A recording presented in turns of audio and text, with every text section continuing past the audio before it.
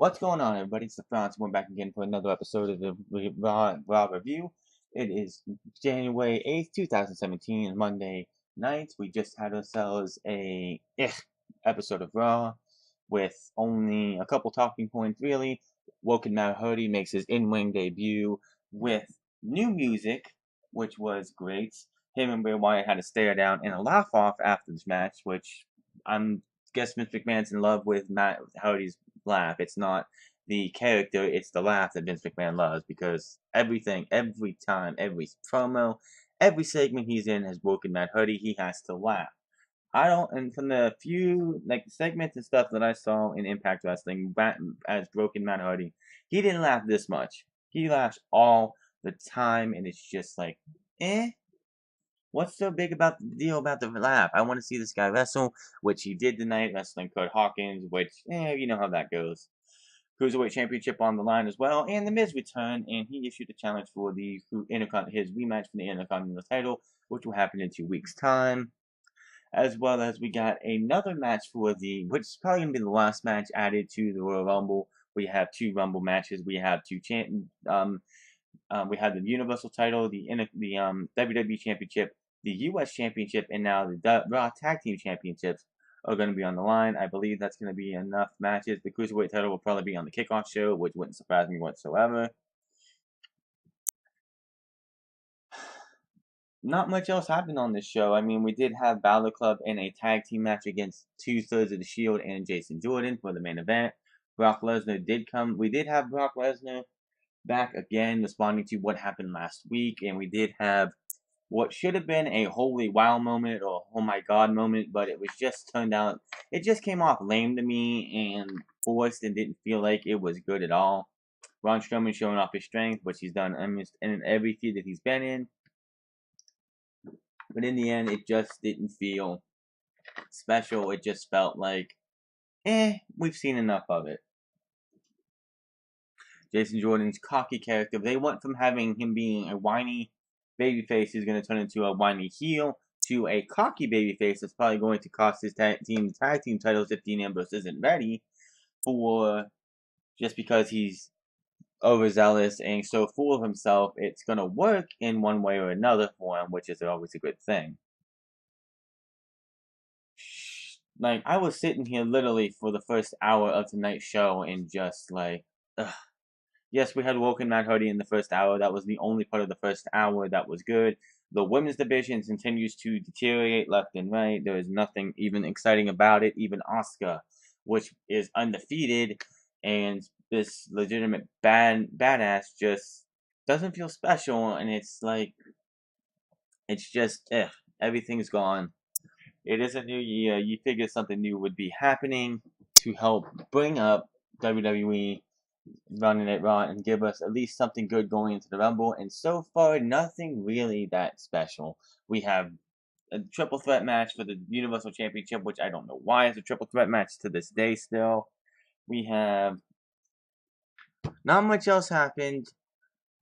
Just, it was an show. You have, instead of Kurt Angle starting the show, which was weird.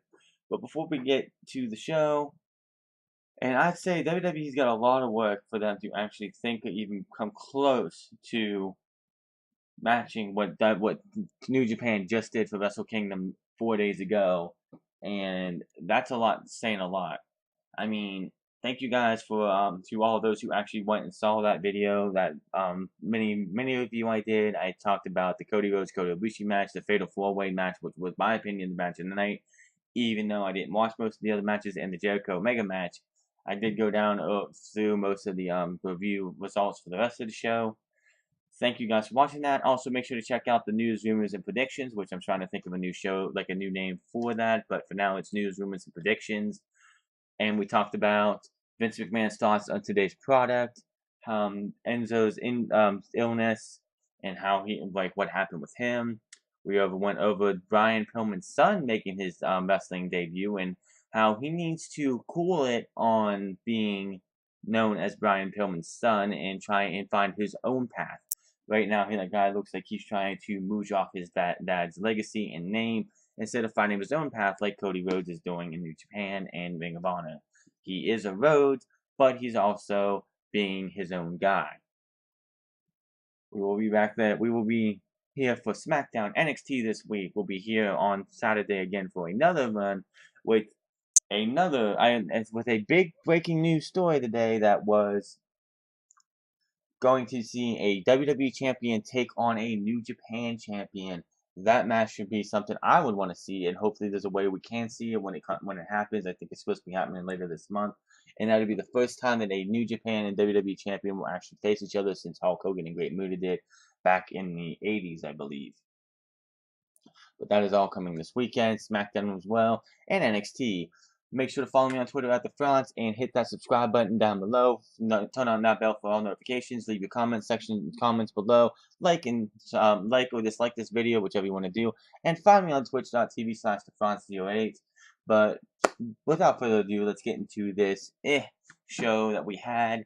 The show when the show opened up after the opening credits of a relook at what happened last week between Roman Reigns and Samoa Joe, in which Roman Reigns got his butt kicked 99% of the match. We had an out. We could have seen a new Intercontinental Champion. We should have seen a new Intercontinental Champion, yet WWE stuck to the guns and kept the title on Roman Reigns, which they are going to keep it on him until WrestleMania, until after WrestleMania probably, and have Roman Reigns versus Brock Lesnar, champion versus champion, with Roman Reigns going over on Brock Lesnar. Everyone knows that's coming, and it's just a long slog to get there. The only way that, and I don't wish this on anybody, the only way we will not see Roman Reigns versus Brock Lesnar is if Roman Reigns got injured, which I don't wish on anybody, but that's the only way. And unfortunately, if that was to happen, we would have to go through another year of this when Roman would come back from that injury, because Vince McMahon would be like, well, it didn't happen at 34. We're going to have it happen at 35. This match is going to happen. This coronation is going to happen until I get what I want, and you don't like it? Too bad. That's Vince McMahon's thinking for you. No, I don't want to see Roman get injured. I just want them to get this done and over with so we can just be put out of a misery and we can see what they do after. Who's going to challenge him? How long is he going to keep the championship? How long is it going to take for them to realize this is not working? I don't know. We will have to wait and see. But he comes out talking about what happened last week, and then he is interrupted by Jason Jordan. Seth Rollins comes out, and then the Balor Club comes out. After all the attacks, after all his talk, after all his hype, you would think Samoa Joe would be ready for me. But he wasn't. Because last week, when it was time to put up or shut up, Samoa Joe got silenced. Really, Roman? Because I'm pretty sure, and he does have a promo later in the night about how he's gonna be there when the cracks of Roman fall apart. Really, Roman? Because I'm pretty sure you got your butt handed to you for 99% of that match, and then you just won like you always do. And quite honestly, if you're going to build up a credible challenger that you want to have beat Brock Lesnar, or anybody as legit as Brock Lesnar, you don't just have him get their butts kicked for 99% of the match and then come back with one move, then like a missed move, another missed move, then he finally has his signature, and then he finally has his finisher, which is a weak-looking spear in the first place, may I add, and then you win like that.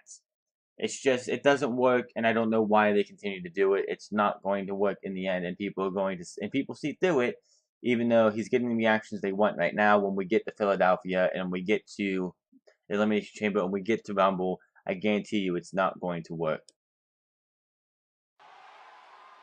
And that's why I'm still the Intercontinental Champion.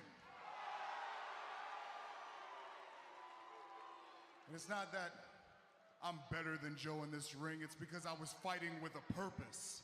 I was fighting for my brother.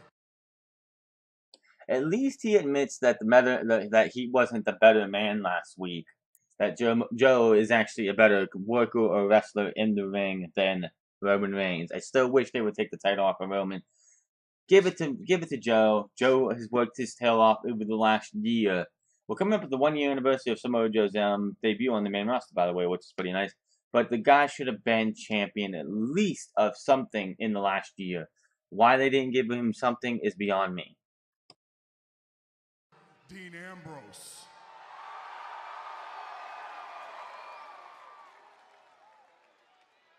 Since I got Dean on my mind, I'm going to go ahead and put this out there. This is another message to anyone back there. If you mess with one of the members of the Shield, you mess with all of us. When I watch... Then Jason Jordan comes out to pretty much try and act like he's a member of the Shield, which is laughable. This guy who has been a whiny babyface trying to get his favoritism of his father until Dean Ambrose went down, tries to act like he's one of the most influential factions of all time. Match last week with Samoa Joe, man. I got goosebumps. It was like for the first time in my life, I felt like I was a part of something meaningful. Yes, I will reiterate this again. Jason Jordan comes out to act like to try and think he was a member. Because he's tagging with Seth Rollins, that automatically makes him a member of the Shield. Who writes this stuff? Like, seriously, this is just cringe. I don't know who thought this was a good idea. By the way, in this clip, I see a Young Bucks shirt in the middle and front row. I just have to point that out. You see a lot of those everywhere. But seriously, Jason Jordan comes out and is like, well, I'm tagging with Seth, and Dean's gone, so that makes me a member of the Shield. That's not how that works, Jason. That's not how that works. It's just like you said. When someone messes with one of us, they mess with all of us. On behalf of Seth and I just want to say thank you.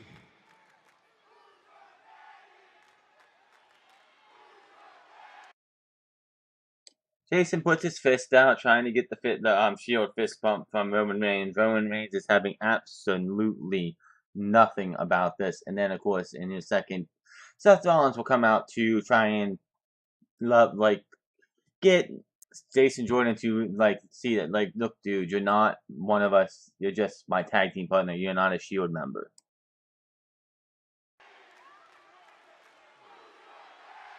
I know you mean well, but you're kind of stepping on Roman's moment here, all right?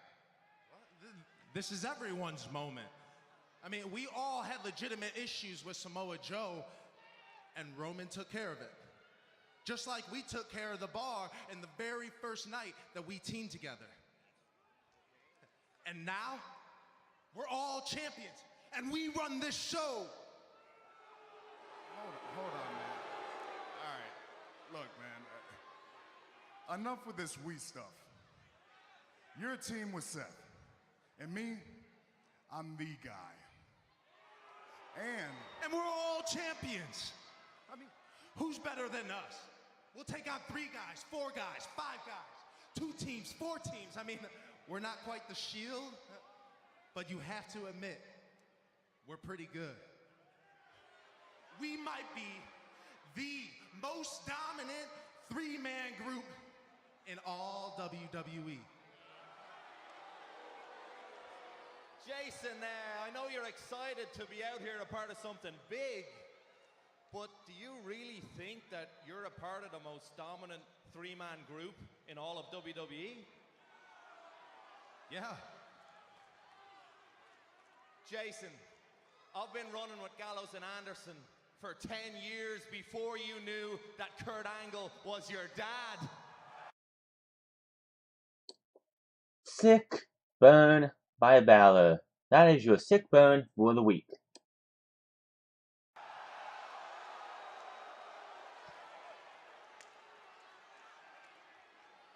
That's true. See, we were all off doing our own things.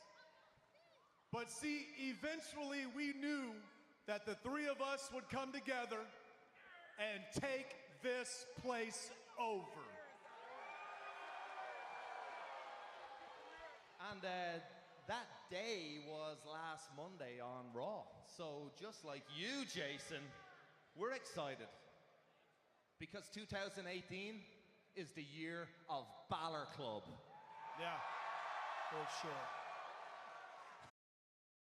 Once again, I want to see more of this. I want to see these guys rack up the wins, become a formidable tag team, give these guys a run with the tag team titles. I mean, give these guys something to do besides just in catering with Team Titus O'Neil and Titus Worldwide and all that. Let these guys be a formidable tag team. The tag team division on Monday Night Raw is just it's the Bar and Seth Rollins and Jason Jordan right now. These guys will help give you a little bit. I know the Revival, I don't know where the Revival are at. They haven't been here for like 2 weeks. Maybe we'll see them again. I don't know. Balor Club versus the Revival. That'd be a nice feud right there for the tag team titles. Both of them could trade them back at least once. So yeah, that would be nice for them to continue on with this Balor Club thing. And tonight they did win that match in the six-man tag match, which is great. But I think they made a mistake with who should have took the pinfall. But I guess we can see how that goes. Balor Club? Please. I'm happy to be a part of the Champions Club.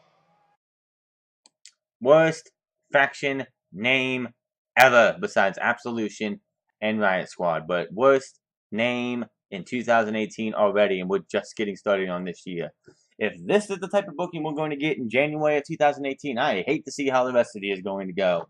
Because this is just awful. I don't even know what to go for that. But that was just bad.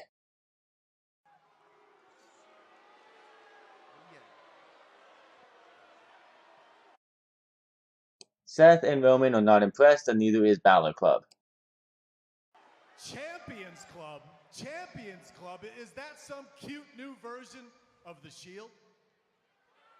I mean, It must be because I don't see the lunatic fringe out here. no.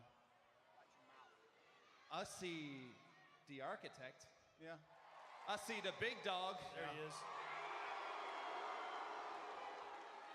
And I see what's that name we what's that thing we call him? It's on the tip of my tongue. It begins with an Should N. I? It's Give it to him.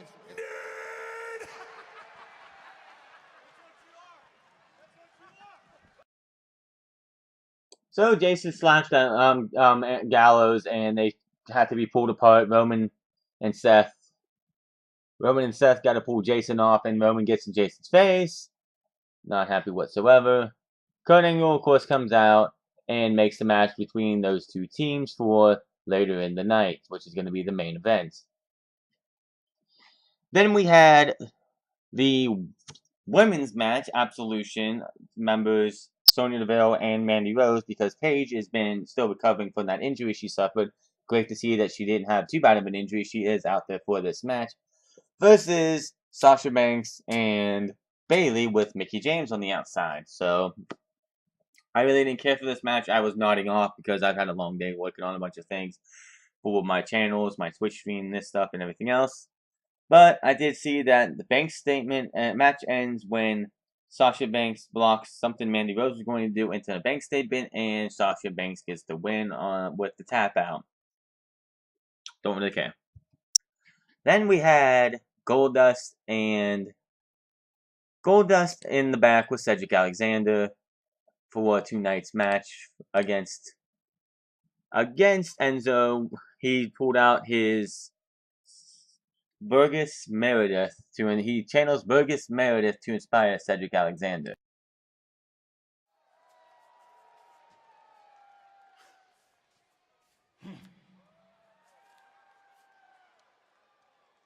Spit nails, kid. Tonight, in your Cruiserweight Championship match with Enzo Amore, I want you to eat lightning and crap thunder. Actually, that kind of sounds uncomfortable. I don't know about that. Rocky, 1976. Goldust, I appreciate the pep talk. Thank you.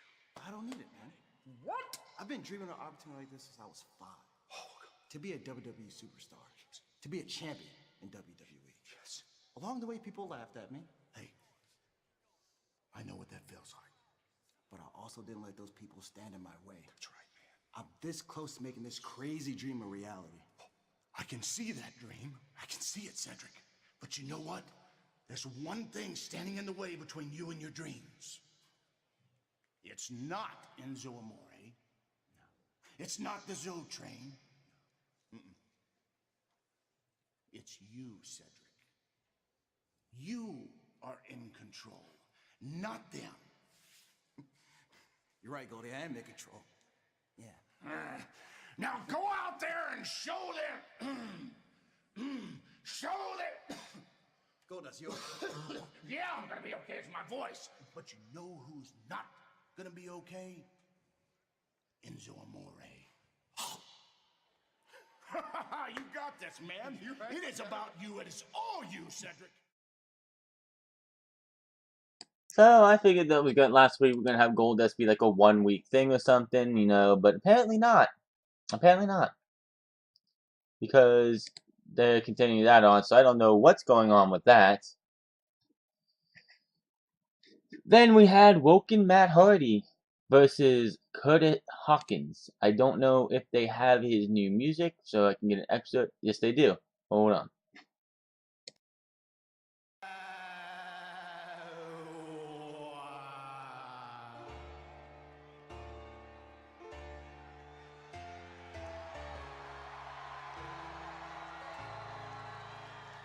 I will delete you.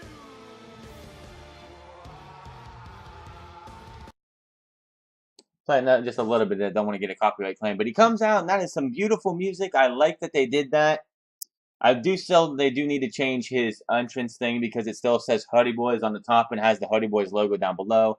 It's time to have like the black. They should have the red glass with Woken Matt Hardy, or Woken Hardy or whatever on it. So that was awesome for them to have him have his own new music. It's not like I said, it's not the broken Matt Hardy music that was Rebby out with a piano, but I have a feeling she was the one to actually do the opening segment of that. Maybe, I don't know. Maybe she came into WWE Studios with CFOs and helped make that happen. But Woken Matt Hardy with new music. He beats Kurt Hawkins with the Twist of Fate after a side effect. He did do he did a German suplex into the corner. I've never seen Matt Hardy do that, so it was a nice new addition to his repertoire. As Woken Matt Hardy, it looked vicious as can be because he was like right at the turnbuckle and just back suplex or German suplex into the turnbuckle, middle and bottom turnbuckle, which was just brutal. But he wins. After the match is over, lights go out with the whole Bray Wyatt thing. Bray Wyatt's behind him. You're thinking, oh, we're going to get into a tussle here and all that. No. They turn around. Matt turns around. Bray Wyatt has a smile on his face. And they just start laughing. In my opinion, Vince McMahon loves the Woken Matt Hardy laugh because he does it all the time. They laugh for a bit. Bray Wyatt steps up, gets a little bit closer. They continue to laugh. He backs off, and that was that. We have Miz coming up next after that, and he actually gets introduced by Elias, who actually gets to perform without being stopped, which they do not have that segment part of it. But then he played a nice beat. He did talk about Elvis and all that stuff, and like in that song and everything. Then we had The Miz and him returning from 6 weeks and his plans to win back the Intercontinental Championship. Welcome to the most must-see WWE talk show in history. Welcome to Miz. By the way, we're in Memphis, Tennessee tonight for Monday Night Raw, and Miz was over from start to finish. He comes out, they say, welcome back, Miz. And maybe it's because it's his first time back, his first week back in 6 weeks. It's a breath of fresh air for Miz. But he was more over tonight than he was all in 2017. They were chanting welcome back. They were chanting Miz TV. They were all in it for him. It was just odd to see that for the Miz since he's supposed to be a heel. Miz TV. The Marine 6 has wrapped. The USAO Holiday Tour has finished. And The Miz is back on Monday Night Raw. But in my absence, let's face it, I was not forgotten. No. I'm the glue that holds Monday Night Raw together. I make this show must-see, but also, I was not forgotten because of the valiant efforts of two people.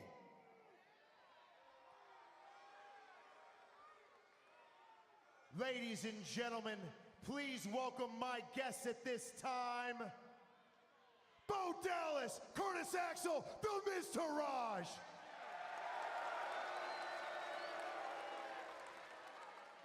In 2017, these two turned their careers around after months of sitting under the learning tree. They are living embodiments of a New Year's resolution done right. Miz, 2017 was the best year of my life. It was like every day was Miz. Thank you so much. Miz, having your wisdom in my life this year was like winning the Mizzies every single day. Thank you, Miz. Thank you, Miz. Thank you, Miz. Thank you, Miz. So they get a thank you, Miz chant going on, and then Bo Dallas brings out a picture frame of the Miz and hands it to him. Then Curtis Axel wants to one up him, so he grabs his suit jacket and just takes it off and hands it to the Miz. And these two go back and forth, trying to be like brothers, trying to impress Daddy with a better present. And it was just like, it was okay. And then it's like, okay, here's a picture. Oh, here's my suit jacket. Oh, here's my watch. Oh, and it was just so much cringe from there.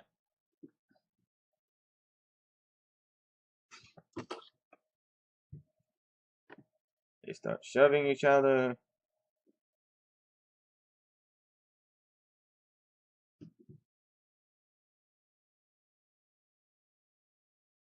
Just cringe.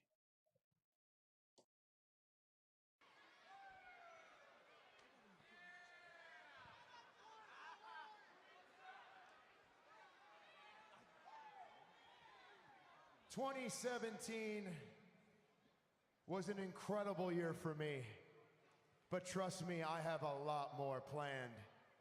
You see, in 2017, I held the Intercontinental Championship for 200 days. I elevated his career. I elevated his career. I elevated Monday Night Raw. I elevated SmackDown. Everything I touched turned to gold. Hell, I'm Rolling Stone superstar of...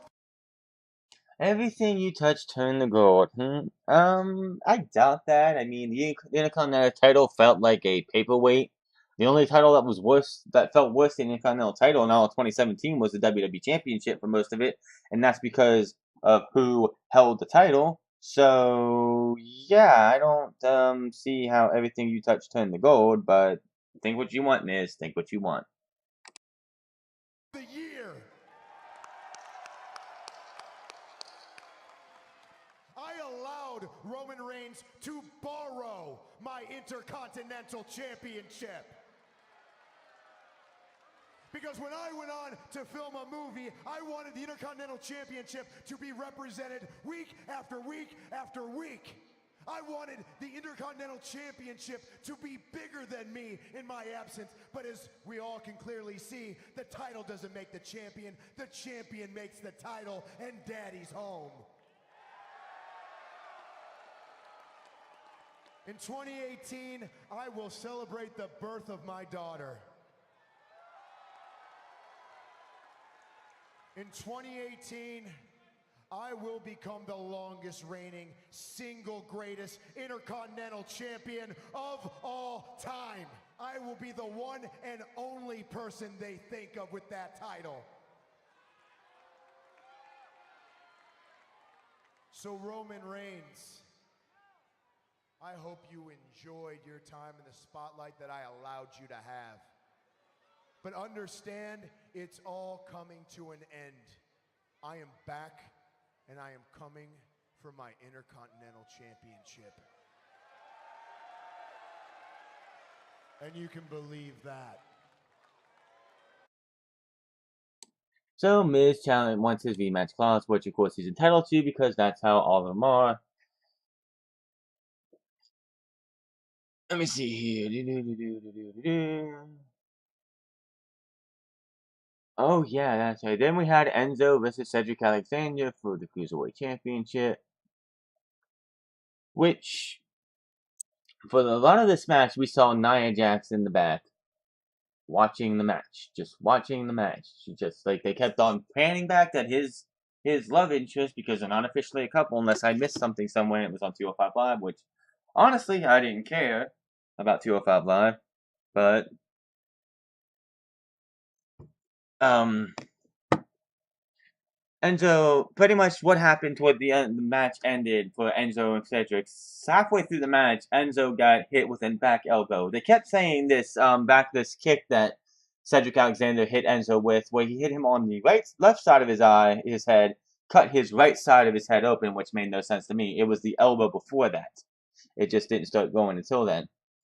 But Enzo's on the other side. You see Cedric Alexander with the dive over the top rope, landing on Enzo. Enzo is complaining that his ankle is injured. They had the doctor come over. Enzo's face on one side is just bleeding profusely at this time. Then the referee's at like a 7 count. Enzo's looking like he's trying to crawl to get into the ring. At like 8, Cedric Alexander gets in, and Enzo's got his hand on the bottom rope and drops down before 10, getting the count out. Cedric Alexander wins the match, but does not win the Cruiserweight Championship, which I don't know what they're going to do, but it is what it is.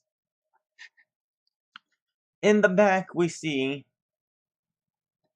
Enzo being like helped by the trainers. When Nia comes in, he pretty much just looks like he's in massive pain. So if it's a legit injury, we will have to know later on. But he did not look like he was enjoying himself at all. But just Nia comes in and says, "Oh, I just came to check on you," and she leaves. And that was that. Then we get cut to Kurt Angle talking to the Bar, where they will set up the tag team match for the Royal Rumble, which I'm pretty sure is going to be the last match added to the Royal Rumble. It is a 4-hour pay-per-view, but you have like 2 hours of Rumble going on, and the rest is going to be title matches. It is Kurt Angle talking to the Bar, but before the Bar comes in, Kurt Angle's actually on the phone talking to somebody to be in the women's Royal Rumble match. Who that is, we don't know, and maybe we'll find out at the Royal Rumble. I thought you'd be great for the Women's Royal Rumble match. I mean, a star of your caliber. I'm sorry, can I call you back? All right, bye.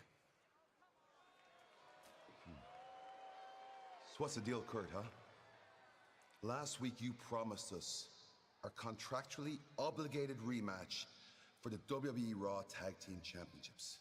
Yet tonight we see you put your son Jason Jordan in a 6-man tag to keep him away from us. No, that's not the reason. You smell that, Cesaro? You smell that? Yeah, smells like favoritism. So what's it gonna be, Kurt?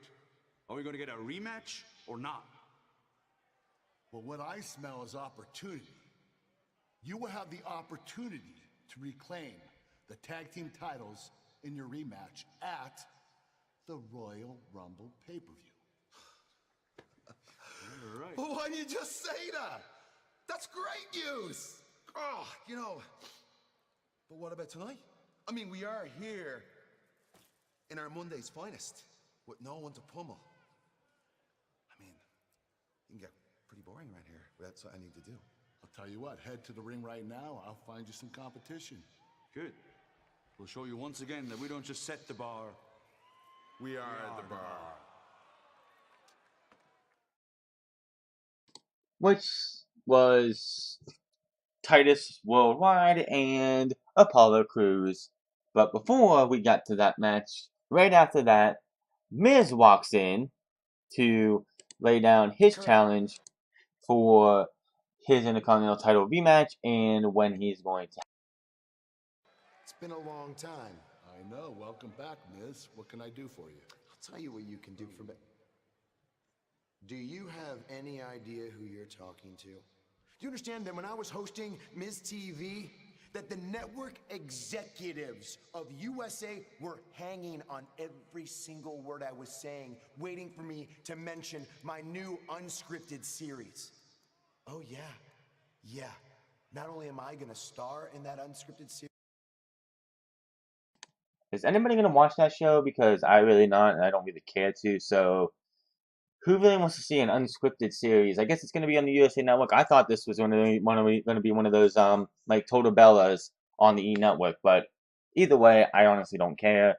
If you do, enjoy it, because I honestly don't care about something like this. But my wife will star in it. Not only are we the stars, we are the executive producers. See, we know how to run a show. The USA Network executives know how to run a show. But do you know how to run a show? Well, you can prove it. I'll tell you how you can prove it. You can give me a rematch for the Intercontinental Championship, my deserved rematch. But I don't just want any day. I want this to be The Miz versus Roman Reigns for the Intercontinental Championship at the 25th anniversary of Monday Night Raw. You know what? That's not a bad idea. You will have your rematch in 2 weeks. Just don't touch me again.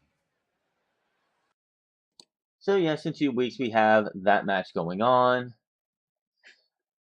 So, it won't be nothing more than The Miz going out there, probably getting to look better than ever, facing against Roman Reigns, because Roman Reigns gets his butt kicked for 95% of the match, or 99% of the match. One Superman punch, one spear, 1, 2, 3, and that's how that's going to be. Even if it's a 10 to 20 minute match, it's not going to be like, who cares? If Samoa Joe's not going to beat Roman Reigns for the title, The Miz is not going to beat Roman Reigns for the title. He's going to hold that title till WrestleMania, and anybody else who thinks otherwise is just fooling themselves. So that's The Miz, and that's that. Then we had The Bar versus Titus Worldwide and Team Catering of him and Apollo Crews, which, and to this day, it still baffles me that Apollo Crews was brought up to main roster of WWE, like, not even not even a year after being on NXT TV. Like, he was brought up, they did nothing with him. Heck, for the first, like, few months of his career on the main roster, there was just a running joke on TV that everyone was mispronouncing him as Apollo Creed instead of Apollo Crews. That got tiresome very early, so that was that. And then they didn't do anything with him. He ended up falling onto Team Catering, and now he's in Titus Worldwide doing his thing. This match was just, it was what it was. It wasn't a very exciting match. The end of the match, though, was pretty interesting because Apollo Crews was on the apron. Cesaro was on the outside. It was Sheamus and Titus O'Neil in the ring. Sheamus had Titus down. Apollo was on the apron. Sheamus went to go give Apollo Crews a bro kick. At the same time, Apollo Crews with a beautiful picture-perfect backflip onto Cesaro. Had Sheamus hung up in the ropes. Sheamus gets rolled up by Titus O'Neil for the 1, 2, 3, and Titus Worldwide beats the Bar, which I don't know what they're thinking and why they did that. Are they going to have the Titus Worldwide actually do something this year? I doubt it, but I don't think, like, you have these guys challenging for the WWE Raw Tag Team titles in 3 weeks, and you had them lose to Titus Catering and Titus Worldwide and Team Catering. Why? I don't get it. It makes no sense to me. Unless you're actually going to do something with these guys, there was absolutely no reason to do it, but they did it anyway. So that was that. Then we had probably one is going to be the most talked about moment of Monday Night Raw. We had Brock Lesnar and Paul Heyman talking about what happened last week and what's going to happen at the Royal Rumble. And then a brawl ensues afterwards, and something that for a lot of people is like, oh my god, this is awesome, to me felt just a little lame. Last week, Brock Lesnar took Kane's best shot and laughed in Kane's face. The same way Brock Lesnar is going to do at the Royal Rumble. The Royal Rumble, Brock Lesnar versus both Kane and Braun Strowman. Beast champion versus monster challenger number 1 and machine challenger number 2, which is again what we've gotten away from. But here's where we're going now. Brock Lesnar does not walk into the Royal Rumble with the cliffhanger of how will Brock Lesnar survive this predicament? Brock Lesnar walks into the Royal Rumble with only one cliffhanger in mind. Will Brock Lesnar pin Kane? Or will Brock Lesnar pin Braun Strowman? Or will Brock Lesnar stack them on top of each other and pin them both? This is the most dominant champion in the history of World Wrestling Entertainment. And I have yet to see anyone that can beat the baddest dude on the planet, that can outfight this Ultimate Fighter. And I promise you, there's not a being alive that can put down the reigning, defending, undisputed, Universal Heavyweight Champion, Brock Lesnar.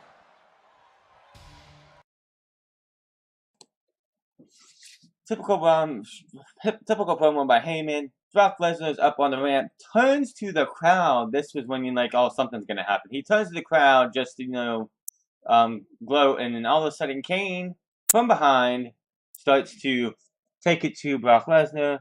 He knocks him off the stage, off to the side, on the opposite side of the announce table. They start brawling. Brock Lesnar gets a couple cheap shots in. They head to the back, into the production area, it looks like, or catering area. All of a sudden, Braun Strowman from behind picks Brock Lesnar up, throws him against a couple production things. This black case just falls down on top of Brock Lesnar, putting him through a table. Then you had Braun Strowman hit Kane with a container and throws it on, puts him through a table with it and throws it on him. Walks up a little bit over to another container, opens it up, starts rummaging through a couple things, and pulls out a grappling hook, of all things. Why there's a grappling hook in this container is beyond me.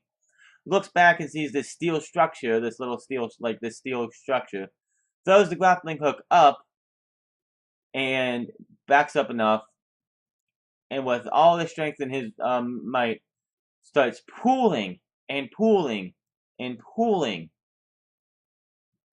this steel structure, and eventually it falls down and over what looks to be on top of both Kane and Brock Lesnar.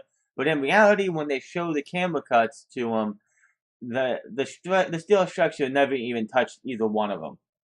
I hate to be the bearer of bad news to anybody who thought this was a cool spot. It really wasn't. It just looked lame to me. Then afterwards, they see Brock Lesnar underneath the structure coming out, crawling, gets put on a gurney, strapped to the gurney, taken to an ambulance. He gets put into the ambulance, and he's pretty much sitting there saying he doesn't want to go. He doesn't want to go. Paul, get me out of this. Heyman gets in the thing, tells him he has to go, and they go off. Kane, of course, on the other side, somehow gets out too, and just walks off. No one checks in for medical, but all in all, to me, it was just a weak segment. It felt lame. Like, it could have been better, but it wasn't as good as it could have been. Then you had Samoa Joe versus Rhino, which, another beatdown. They're doing this whole gimmick where Rhino's trying to toughen up Heath Slater, but how is he toughening up Heath Slater if he's just going in there and getting his butt kicked? So Joe beats him down, taunting Heath Slater the entire time, which was funny. That's Samoa Joe for you. He beats him with a coquina clutch, which was just beautiful. Typically, like Joe, why this guy has not the Intercontinental Champion after last week is beyond me. He should have been. He had an out last week, and I'll mention this multiple times if I have to. They had an out, and they didn't take it. So Samoa Joe's not beating him. Nobody's beating him. Then after the match, Samoa Joe is with Charlie Caruso or Charlie Robato. I believe it's Charlie Caruso. Wow, it takes up most of the promo thing. But yeah. Here's tonight, but I imagine it doesn't take the sting off your loss last week to Roman Reigns. Whoa. A loss? Were you watching what happened in this ring? You're calling last week a loss? No. You see, Roman Reigns' little win, it was merely a Pyrrhic victory. You understand what a Pyrrhic victory is, right? Yeah. A Pyrrhic victory is a victory that comes at such a great cost, you might as well have marked it as a loss. Roman, I have beaten years off your career every time I've stepped in this ring with you. And trust me, the cracks in the foundation are coming. And when it all comes tumbling down, Roman, I'm gonna be there to finish the job.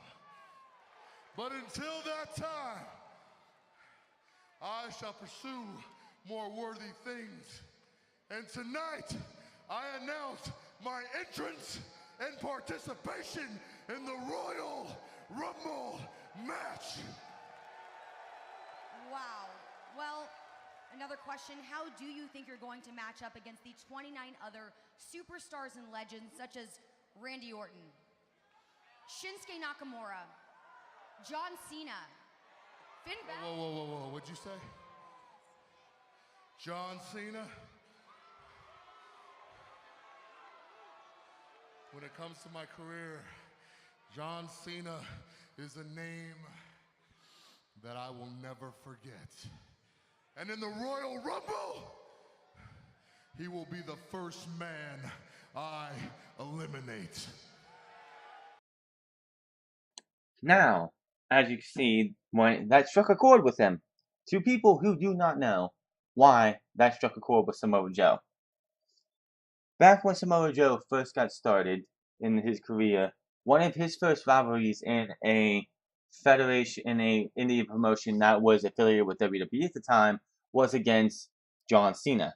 Those guys go back way further than most of anybody else for him, so he has a major history with John Cena that you hopefully WWE would explore if it was him coming out on top, but knowing John Cena, having him go up against anybody is just a lost cause because they'll end up losing anyway, simply because that's just how WWE likes to roll. So that will be fun to see what they do there. Will we see John Cena and Samoa Joe interact at the Royal Rumble? It would be interesting to see, have that little history. I'm surprised the announcers didn't say anything, Corey Graves, or not Booker T, but Corey Graves or Michael Cole.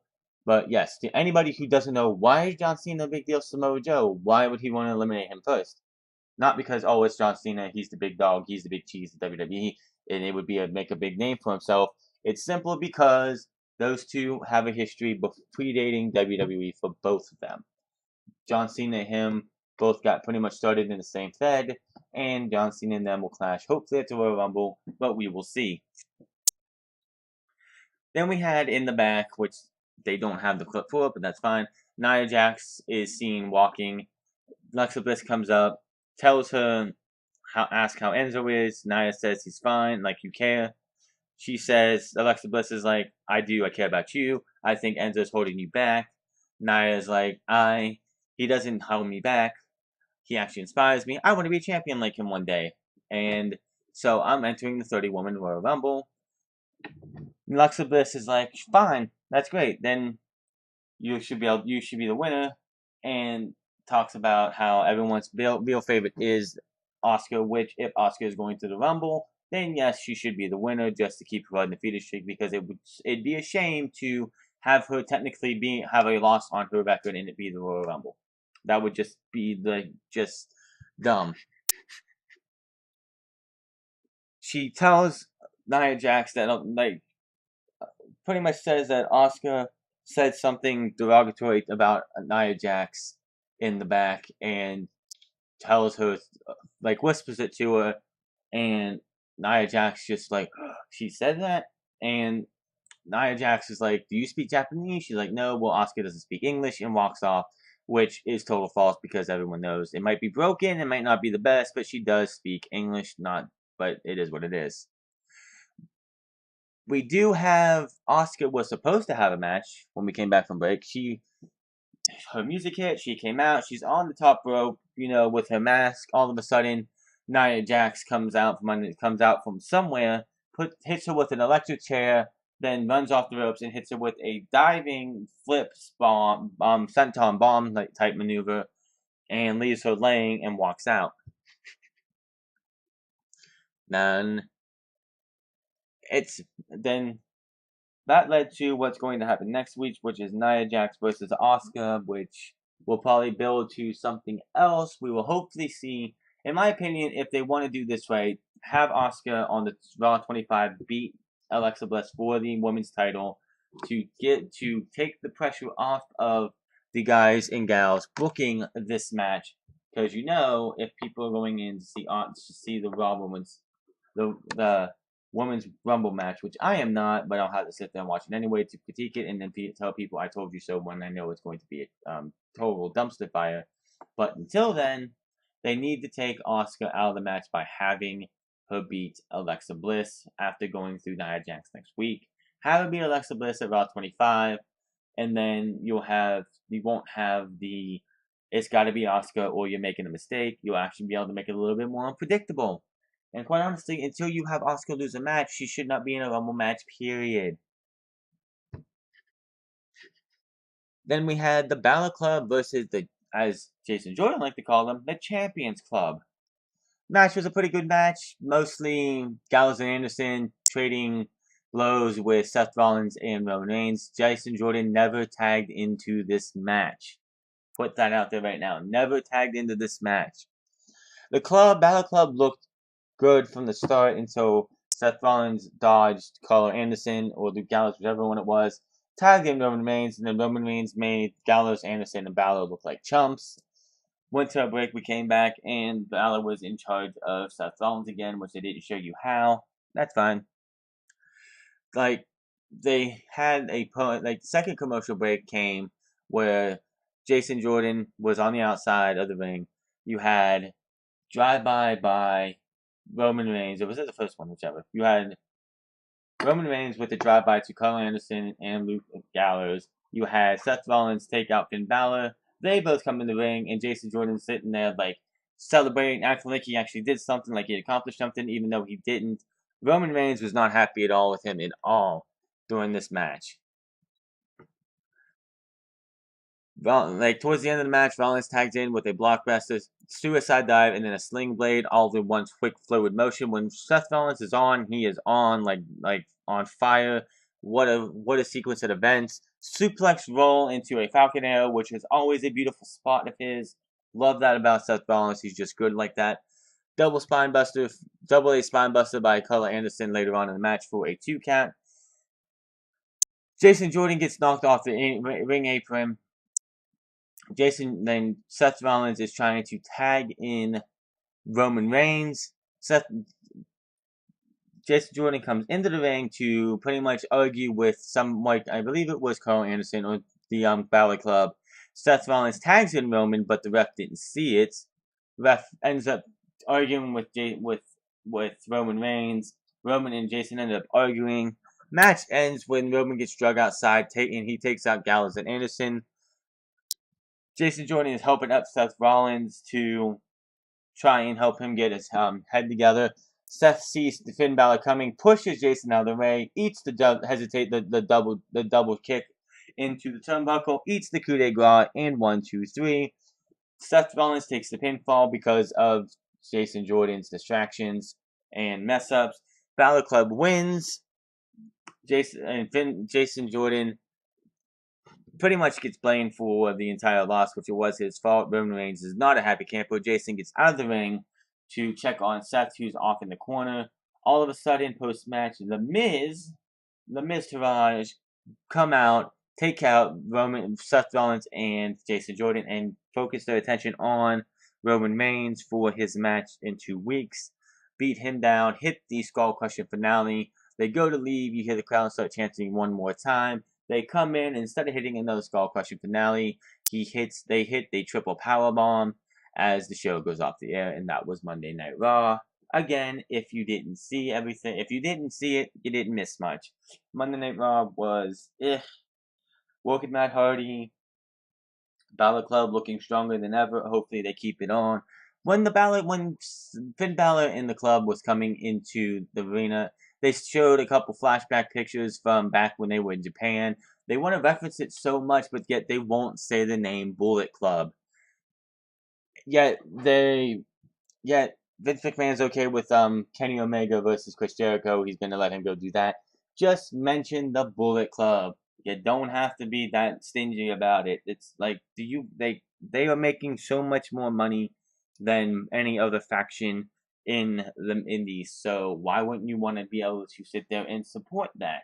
These guys, Carl Anderson was one of the founding members of the Bullet Club with Finn Balor, who was Prince Devitt, along with Toga Tonga, whatever his name was, and Bad Luck Fale. But we will see how this goes. Maybe we'll see Gallows and Anderson take on Seth Rollins at a later date. Since Seth Rollins did eat the pinfall, he is the tag team champion, so maybe at Raw 25 we'll see a tag team championship match. The winners go on to face the Bar at the Royal Rumble, which we'll probably see. If that was to happen, we would see Seth Rollins and Jason Jordan probably win that match. If not, it would be cool to see the Balor Club actually win titles, but we will see. Once again, not much there. That was your Raw review. We'll be back here tomorrow for SmackDown, which we will see the fallout of what happened last week with Daniel Bryan making a handicap match and see what Shane McMahon has to say about that, as well as the Mojo Rawley versus Zack Ryder match to see who will take on Bobby Roode probably next week, next week, as well as Jinder Mahal versus Xavier Woods the week after as well. And then, of course, that match will lead to the finals at the Royal Rumble. I'm pretty sure the Royal Rumble is set minus the kickoff show match, which will probably be Cedric Alexander versus Enzo Amore for the Cruiserweight title, because that match ended in a count-out victory for Cedric Alexander. No Zoe Train in that match, which was kind of surprising because, it is a Zoe Train. There was nothing that. Don't watch 205 Live. The Mixed Match Challenge, of course, got hyped a lot. They did tell us that Miz and Asuka, as well as Alicia Fox and Goldust, in that you can vote on who will be Bayley's partner, Samoa Joe, Elias, or Jason Jordan. Which, when it comes to Bayley, I really wouldn't want either one any of those three. I would have rather seen Samoa Joe and Asuka. That would have been amazing, in my opinion. But it is what it is. So, hopefully tomorrow will be better. Then, of course, on Wednesday, we have NXT from Center Stage in Atlanta for the next 3 weeks, heading into Philadelphia. So, I'm looking forward to that. But that is going to be all. My name is Alphonse. Make sure to follow me on Twitter again. Hit that subscribe button. Give me a couple likes as well, and give me a comment in the section down below on what you thought of Monday Night Raw, and what you think thoughts of the Women's Rumble, the Men's Rumble, and every match that's going on at the Royal Rumble, and everything that's going on before that. Until then, I will see you guys later. And have a good day, good evening, afternoon, or night, or day, wherever you're at in the world when you see this, and I will see you guys tomorrow.